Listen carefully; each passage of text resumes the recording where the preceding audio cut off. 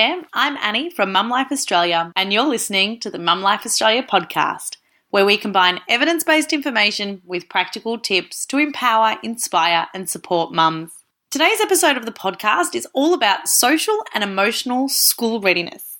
Our expert guest is Penny Gibson. Penny is a highly qualified mental health clinician who's been a member of the Mum Life Australia tribe of experts since 2016. Her approach is non-judgmental and completely supportive, which, if you've listened to our podcast before, you know is what we're all about. And Penny's services offer a unique blend of education and therapy. In this episode of the podcast, we talk about everything from how to talk to your child about bullying and rejection through to red flags and where to go for help. So sit back and enjoy this episode of the Mum Life Australia podcast.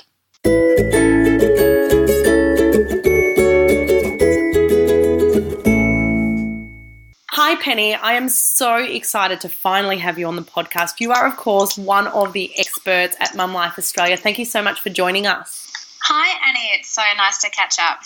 Penny, I obviously know you quite well, having been a long-time expert for our tribe, but there are obviously some listeners who perhaps have not heard from you before. So can you tell our listeners on the Mum Life Australia podcast a little bit about yourself and perhaps some of the work that you do? Sure. So my name is Penny Gibson and I work as a child and family counsellor in Kew in Melbourne. And although I'm not a mum myself, I am a very besotted poor parent to my dog Ralph, who is a 3-year-old schnoodle and also happens to be a working therapy dog with me. So I guess I live a pretty simple life. I love to spend time with my friends and family and be at home, cooking, all that kind of thing. I'm also in the midst of wedding planning and working part-time, studying a bit, running my business. So life can be pretty busy, but also great. I found myself working in this space, having been a clinician in the sector for close to a decade, and seeing that there was a real need for parents to have clarity about supporting their child's social and emotional well-being. I wholeheartedly believe that most parents are doing the best job that they can, but that they can get confused about what to do and say, how to respond and how to support their child when their child's being challenging or is being challenged by the world around them. So I guess my business set out to provide a platform where parents and their kids both felt a little less daunted by help seeking and wanted to be able to provide credible evidence-based information that helped them through the murky waters of having those thousands of solutions that come through Googling and reading blogs, just like Mum Life Australia seeks to do. And I guess I love it because I get to offer parents the chance to understand their kids better and approach their day-to-day with more confidence and clarity. And Penny, you have done that in a number of different contexts, haven't you? Yeah, absolutely. So I've worked in community, not-for-profit agencies, I've worked in schools, I've worked in private settings, and now part-time for myself and for a not-for-profit. So I definitely feel like, and in a hospital. So I feel like I've really had my fingers in lots of pies, I guess, if that's the way to describe it, for what the mental health sector looks like. What would you consider that, socially speaking, would be school ready? So what social skills or what kind of attributes do you think a child ideally should exhibit in order for you to, I guess, determine that they are in fact ready to start primary school? Sure. So from my perspective, it seems like there's a lot of pressure for children to be ready in every area of their life before they start school. And I'm not sure that that's particularly helpful because there's no clear-cut yardstick about what is ready and what isn't, especially from a social and emotional standpoint. And I'm yet to meet a child who's 5 and who's ready across all the domains of being physically and cognitively and socially, emotionally and behaviourally ready. So what I think will be useful for the mums listening is that there are some social and emotional milestones for children around the age of 5. So some of the skills are that the children might be able to start expressing more awareness of other people's feelings. They start to develop friendships and enjoy playing with other children and using play through pretend play and imaginative play, like dressing up or playing doctors and patients or mummies and daddies and babies and that kinds of things. They will also start to show some awareness of moral reasoning, such as like what is fair and what isn't and what's good and bad behaviour. So that helps them when they're playing games with other people, but it might also challenge them with the rules that they're dictating with those games. And that means that they can find a little bit of frustration with sharing and taking turns, but they are starting to get better, compared to sort of 3 and 4 year olds. When they are 5, they're starting to understand those social rules about sharing with other children. I guess we can start to see that they're sitting with difficult tasks for longer periods of time, so they might be able to control their frustration or their uncertainty or some of those strong emotions a bit better, and a bit of self-control about listening when others are speaking and following other people's rules and expectations as well. So you said earlier that it's common for children to be at different places in terms of their development at this particular age. So in terms of those things that you've just listed, so awareness of feelings, awareness of moral reasoning, ability to create friendships and play, and showing self-control, is that the same for that? Is it normal for a child to be really well-versed in self-control but perhaps not be in touch as much with their feelings, or vice versa? Absolutely, yeah. So that's playing into, each child's individual strengths and weaknesses and things that can be worked on. So they're things that we would see 5-year-olds starting to develop, but it's certainly not clear-cut that every 5-year-old would be competent in every single one of those skills. So do you feel like these are skills that children just innately, developmentally learn in the same way that, one day your child is just physically able to walk? Or do you think these are things that we can work on at home to develop in our children? Oh, absolutely. They're things that are malleable and can be developed more. That's the beauty of some of these skill areas, that when parents come to me, they're worried they're not doing enough to explicitly teach those skills. But a lot of them are taught and strengthened and fostered through day-to-day interactions. And if a child isn't strong in one area, it doesn't mean they're not going to be strong in that for life. That means that that's an opportunity to grow and develop. And I think when I hear parents who are concerned about the expectations for their child to be, perfectly behaved and responsive to adult input and socially mature and managing strong emotions and following every instructions, that's not what's necessary across the board to settle successfully into school, because, teachers and parents aren't actually expecting this. We just need to know that they've got a basic level in these areas, or that they can show commitment to developing them further, and knowing that a lot of those learnings are happening in context. So they kind of happen while they develop while they're in school, by being in school. They learn by doing. So that's, I think, an important thing to know, that they are things that parents can control. They can support that learning at home day to day. And they're things that don't happen just sort of concretely, like one day they have that skill after having not had it at all. It's a really slow develop, and you'll see little tangible moments of learning as they're getting older and older. Well, I guess even having heard you talk about those things, you said awareness of feelings, and immediately I can tell with my 4-year-old, so Delilah's now she's just turned 4, and she will talk about her feelings. So if something happens that upsets her, she'll say, I didn't like that. That made me feel sad. Or, when you said about understanding the moral reasoning, if her and her sister have had a bit of an argument about something, and her sister may have pushed her, or, things that sisters do that I'm learning is the bond between siblings, she'll say, oh, that wasn't nice, what you did was wrong, or something like that. So I can already see that in like a 4-year-old, that those things kind of happen. But I guess as a parent, I sometimes wonder when those things happen, what to do. So are there some things that you can encourage, or some things that you can think of as parents we can do in those sort of everyday situations? So, siblings having an argument, or, if I say, you have to go to bed now, and, Delilah might respond with, well, that's not fair. Is there any kind of teachings that we can do as parents to help foster that in those moments? Of course, yeah, and that's where the really juicy learning takes place. That's what I talk about, why in terms of the learning by doing, is that those moments of learning are the moments where you're role modelling and discussing and fostering that opportunity to go, well, this is a teachable moment. So one of those first things you're talking about with Delilah is that emotional literacy, is that, we're teaching kids to read and write, but we also need to give them opportunities for learning about their feelings. And so that's where I start a lot with families, is going, well, you can have these day-to-day conversations with children. And I think I've talked about that in one of the emotion coaching articles I wrote for Mum Life Australia, is that when children are having, tantrums or they're saying things aren't fair, that's a real opportunity to talk about what that might be feeling like for them, what you can observe in their body language, what it's like when things aren't fair for you. So those moments where you're actually in the thick of them are the moments where you don't just dismiss them and go, well, too bad. That's the moment you go, well, actually, I know you think it's not fair, but there's good reason that we're doing this, and I'm happy to explain that to you now, or we can sort of come to a compromise about what's happening so that you feel like something is, we're hearing what you want to do, but ultimately we're making some choices that are important for your well-being, and you need to trust us as adults. So those little, like I said, teachable moments are really important, that you notice them and you harness them, even if you have, 10, 15, 30 seconds to have a little chat with a 4 or 5-year-old. They really start to learn from those interactions. I wouldn't be doing that with Frankie. I think she's too young for that kind of dialogue, but certainly as they're starting to be in that preschool age, that's a really wonderful opportunity.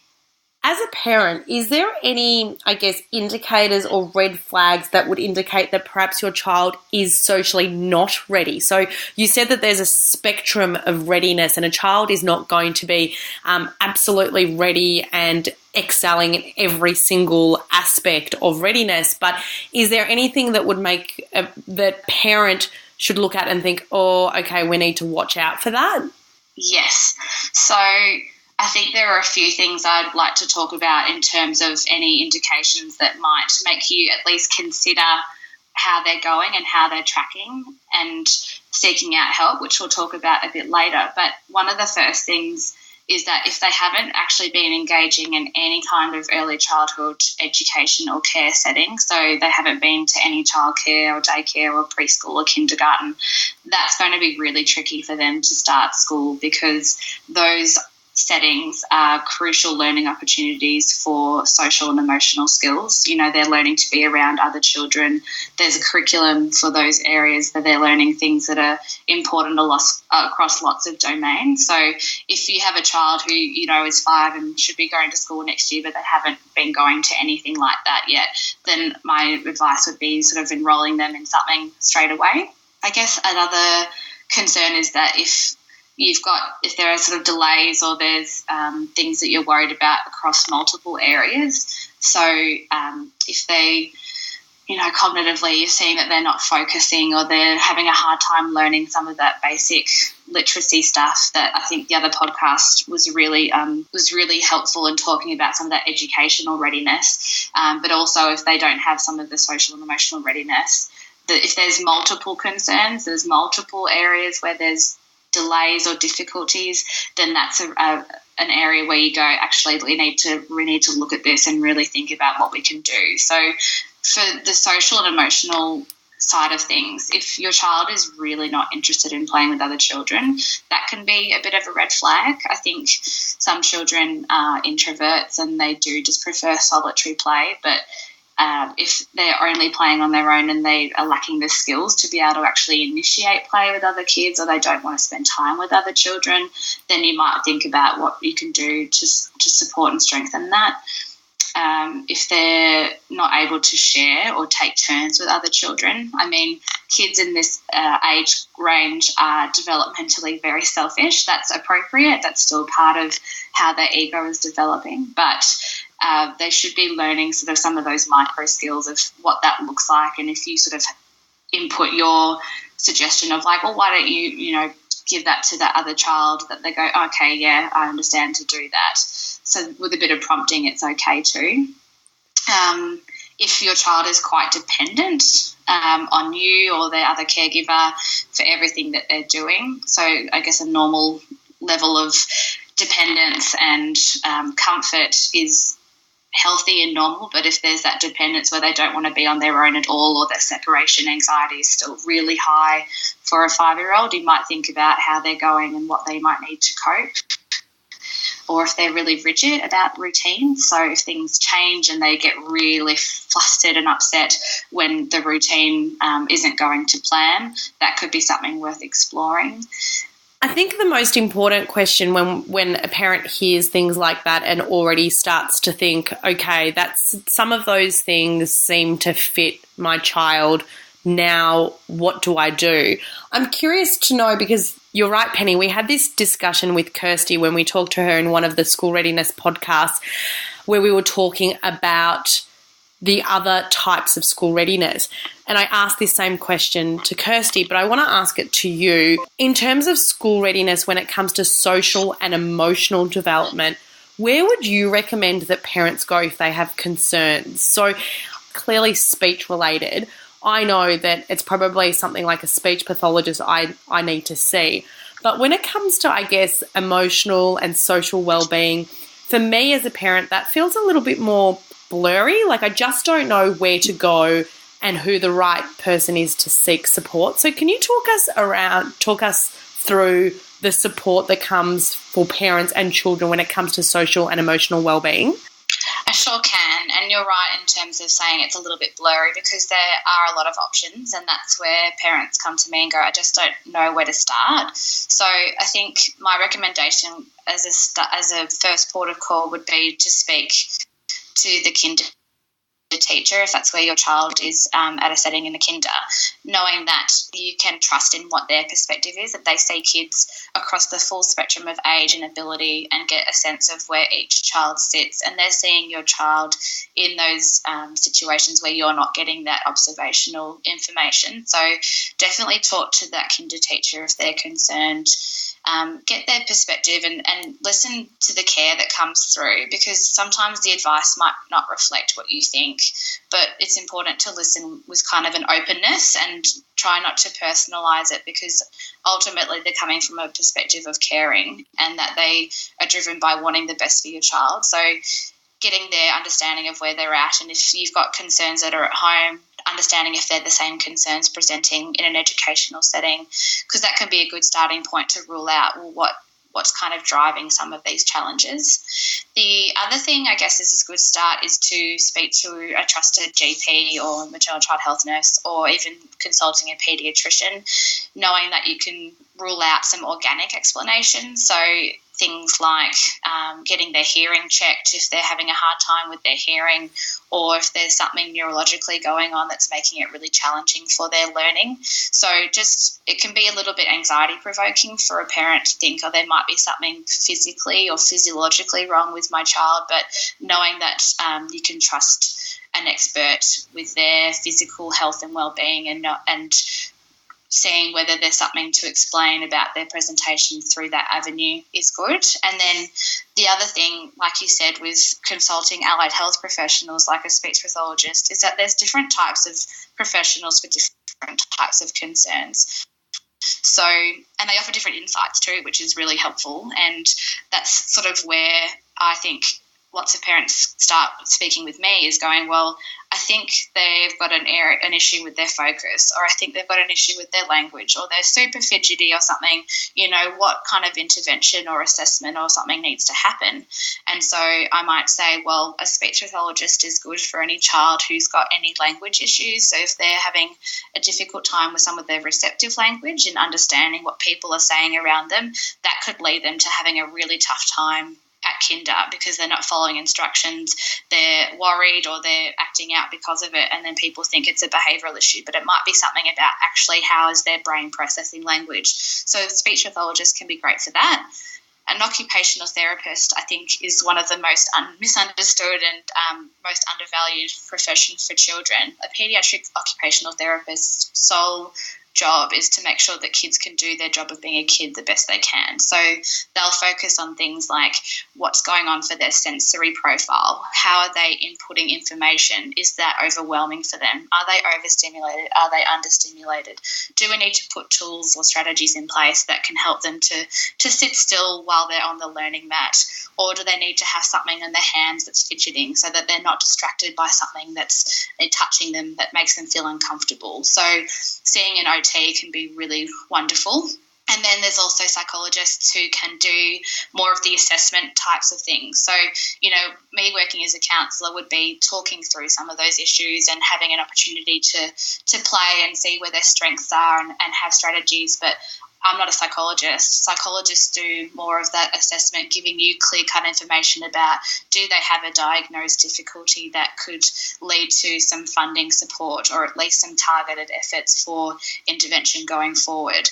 So it can feel a bit overwhelming because there's all these different people and they can cost a lot of money, and you don't want to throw your time and money around in things that aren't going to make a difference. But I guess that's why, GPs and pediatricians are great, because they can have that holistic view of what's going on and try and refer you in the right direction. That's great. Thank you, Penny. I think that's really helpful, because you're right, it is overwhelming because there are so many different people you can see, and it's almost like arms of an octopus, because, sometimes it's hard to know whether to go specific and deal specifically with a particular area, or whether you need somebody to look at your child overall and consider all the areas together. So it can be overwhelming, but it's nice to know that there is obviously a GP is a great place to start, but there's people like you who are more rounded and you assess children more holistically, but also give parents the skills to be able to identify these issues, which I think is a really great and probably underutilized resource. I think one of the interesting things you just pointed out, which I've just noted, was you said that one of the greatest places to start, or the best places to start to have these conversations, if you have any concerns, is to talk to the kindergarten teacher or a childcare teacher or somebody who's in that kind of setting with your child. And you said, and just check whether those concerns are also being raised in those settings. And it's funny because that is one of the difficult parts about this, is when we talk about the ability to do something like cutting with scissors or something like that.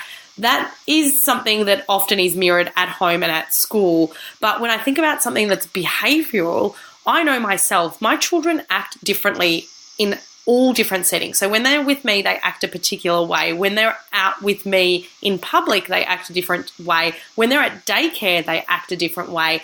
So is that normal that, at home I might think to myself, my gosh, she has zero focus, she doesn't know how to share. But then at school, her teachers might say, actually, she's an incredible sharer and she's really lovely to all of her friends.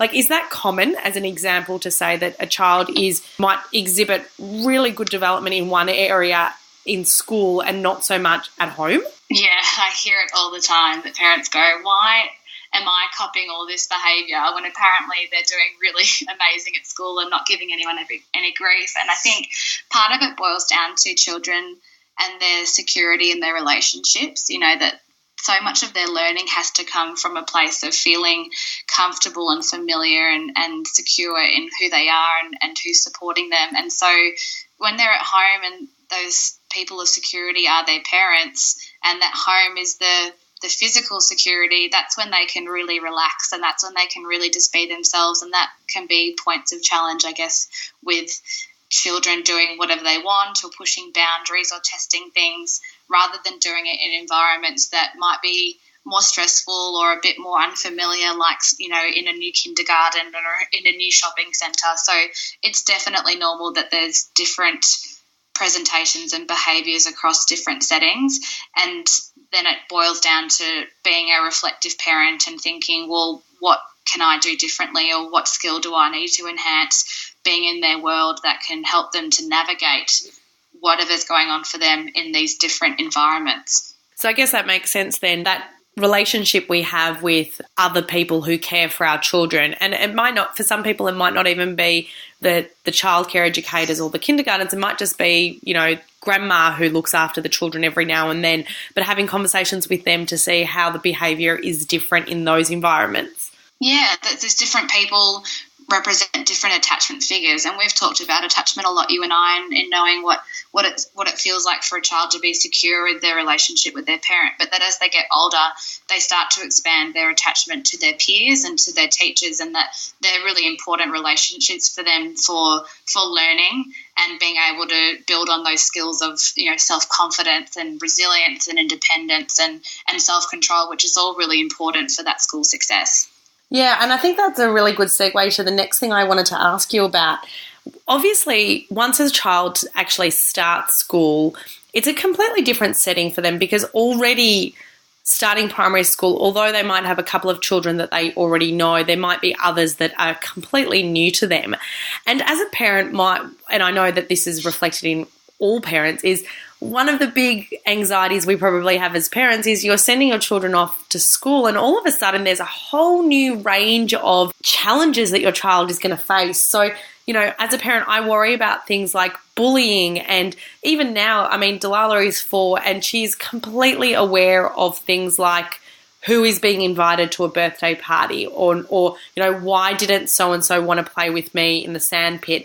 So as parents, what are some tips that you can offer for us as parents to deal with that? Because that is obviously an issue that happens a lot more as children begin primary school.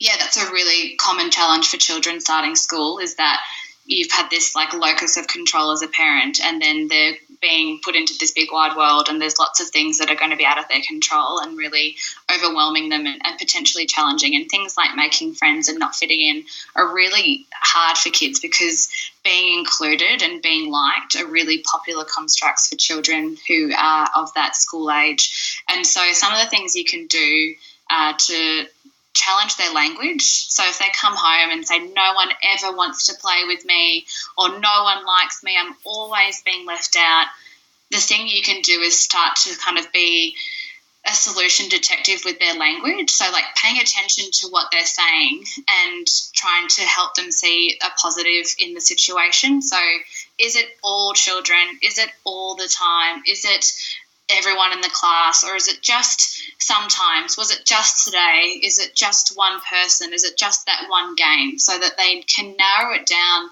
and their internal dialogue doesn't become this global, I'm not liked, no one wants to play with me, I'm alone all the time, and trying to challenge that negative self-talk. And the other thing is also just normalising how hard it can be to make friends and saying, not everyone has to like you, and you don't have to like everyone. I don't like everyone that I spend time with. I'm not friends with everyone, but my focus is being polite and being respectful. So validating their experience and saying it's okay, you're still unconditionally loved and cared for, and there's lots of people around you who think you're amazing for who you are.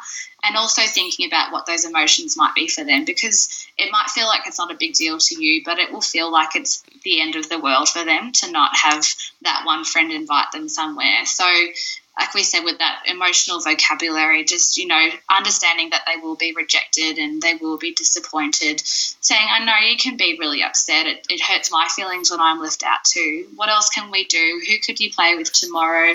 You're missing out on that party. What can we do instead on Saturday afternoon? And I think, like I've said to you in the past, it doesn't magically fix things in the moment. The child might still be pretty sad or pretty upset, but they will get over it, and that's how resilience is built, and it will actually build skills that they can use when they're met with that kind of situation again. Yeah, I think you talk a lot about those skills in the article you wrote for us where you point out some tips for teaching your child to overcome rejection. And it seems like there's this really fine balance between validating how they feel, but letting them know that it's not, validating how they feel, but also letting them know that that's just one aspect and that they have plenty of other friends and there's other parties to go to and all of that. So I think it's that really fine balance. And one of the most difficult things, I think, as a parent is it's heartbreaking. And it's so hard not to put your anxieties and your heartbreak onto your children, if that makes sense. I think that's one of the really big challenges. But then to hear the way you've explained that and how you would explain that to a child makes absolute sense. Yeah, I think, we can use those opportunities of what it's been like for us as adults. We've had the experiences of being a child and being an adolescent and navigating adulthood, and we know what it's like.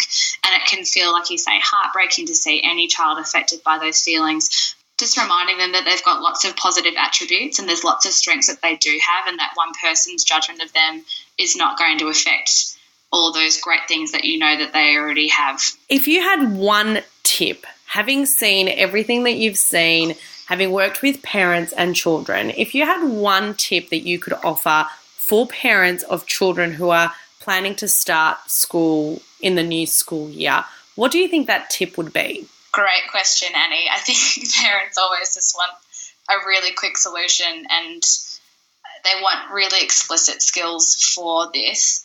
the biggest tip I would say is that you as the parent, you are the role model. So rather than putting the pressure on yourself to go, I have to do these explicit behaviours so that they know that they're building these skills in these areas, I actually just need to be the role model for them. So when you're building self-confidence in your child, you can do that as a role model by talking about things you've done really well and praising your efforts, and you can show independence by doing things by yourself, and they'll know that that's what independence looks like. And in terms of building self-control, you can be the person who's in traffic and not getting visibly frustrated that you're controlling your emotions, or that you're building responsibility by picking up rubbish in the park, or helping others when you're in a queue or in the supermarket, or using your manners and thanking people who help you at the shops. So learning all those things by just being that role model, doing those positive actions, and knowing that your children are picking up on all those things that you're doing day in, day out, rather than putting the pressure on yourself to have to do particular things to teach particular skills, if that makes sense. It absolutely does, and I really do love it because, there's so much pressure on us. And even having spoken to Kirsty where we talked about school readiness, and she talked about how it doesn't need to be as structured as, let's sit down and do some worksheets or anything like that. It's just about living everyday life. But I think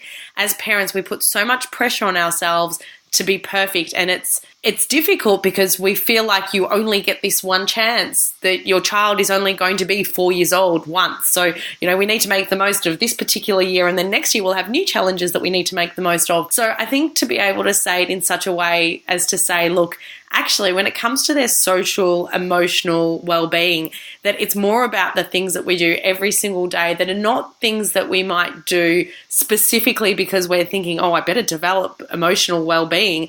It's actually just about, I guess, family values and teaching things like politeness and, taking turns and caring for others, which I guess it's much easier to do than being forced, I guess, or putting that pressure on ourselves to do things that wouldn't come naturally to us. So I think that's incredible and a much easier thing for parents to do. So, Penny, I think that all of the tips that you've offered so far and all of the information you've given has been incredibly valuable. And I know that if people want to hear more about this or learn more about this, that you've got a lot of resources on our website where you talk about everything that you've already discussed. So, security, attachment, overcoming rejection, what behavior might reveal about mental health. But I also know that you also have a lot of incredible resources yourself, and you yourself and your friend Ralph have a lot of help that you can offer parents and children. So can you just tell us a little bit about how parents can find you and the support that you can offer parents if they have listened to this podcast episode and they think that they might need a little bit more support? Yes, so my website is capacitykids.com.au, and I also have a presence on Facebook. And so I share lots of great content on my Facebook page because there's lots of people doing wonderful work in this space, and I don't need to reinvent the wheel. So when I see a great article or a great video that really speaks to what I believe in and what I'm trying to share with my community, I'll share it. So definitely follow me on Facebook and check out my website because it really goes into detail about why I do what I do and what my approach boils down to.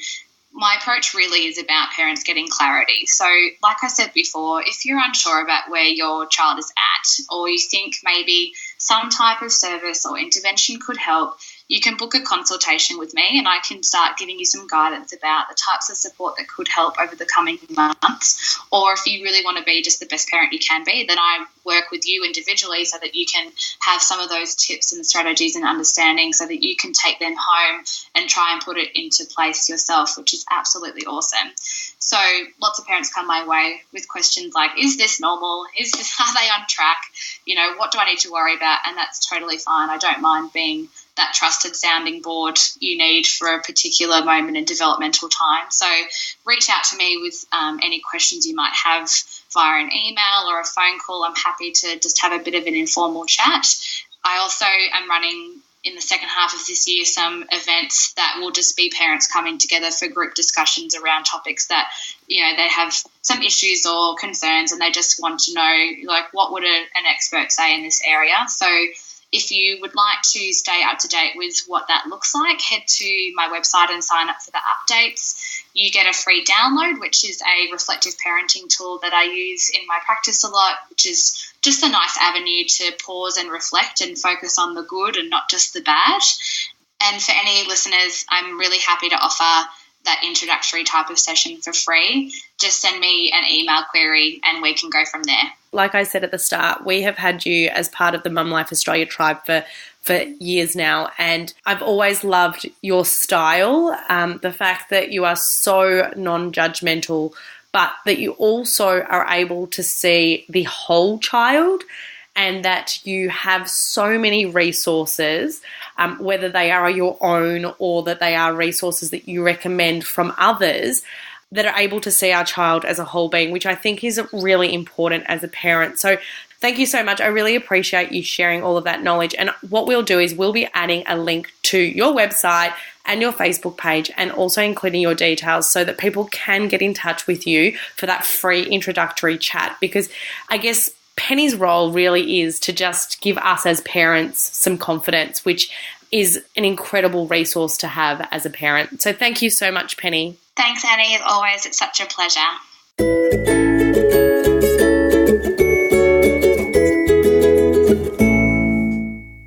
Okay, so that was Penny Gibson from Capacity Therapeutic Services.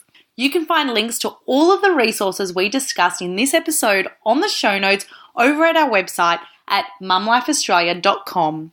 You'll also find details to get in touch with Penny and get your hands on that exclusive free introductory chat with Penny.